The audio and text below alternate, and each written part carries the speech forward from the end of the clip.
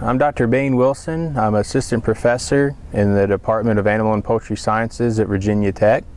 I'm involved in beef research and extension activities here at Virginia Tech, as well as coaching the state 4-H and collegiate livestock judging teams. So today at the Charolais listening and learning session here on campus, I talked about bull selection for commercial cow-calf producers.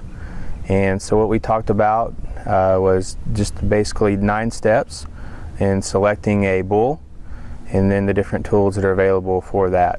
A large part of this talk did focus on using EPDs, kind of navigating which EPDs to use, which ones to put emphasis on and put correct selection pressure on based on your operation.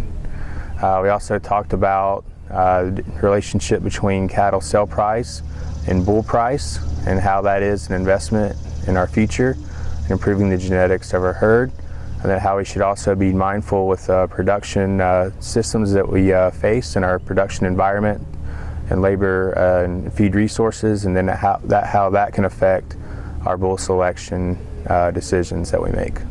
So I think that definitely Charolais being a continental breed, I think one of the definite strengths that Charolais have in the beef industry is that of a really improving growth and yield grades in our beef industry.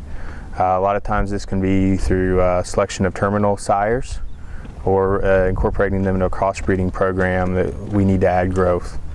I think there's different parts of the country also that we have the feed resources available to really incorporate those genetics and improve the growth of our cattle. So as far as using Charolais genetics in the southeastern United States, the southeast in general, we are blessed in that we do have the luxury of having a lot of forage availability, and if managed correctly, this forage is largely available year-round.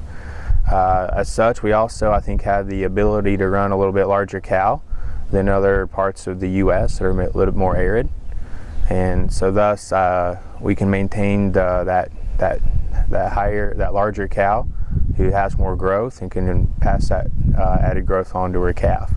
And that might be in a place that we can use Charolais to keep that growth kind of in the cow herd. One advantage of the Charolais, if we're thinking about the southeastern U.S., is we do have the issue of heat stress. From a research standpoint, this is something we're definitely have more interest in researching and determining the true effects of heat stress on cattle production. Charolais composite cattle, they would not have as much of that black color, and thus it can be in a situation that can also alleviate some instances of heat stress on those cattle, and that's going to be more important the further south you go. Clearly, we know with a lot of the popular crosses, if you go more to the deep south, we're not talking about a lot of black-hided animals.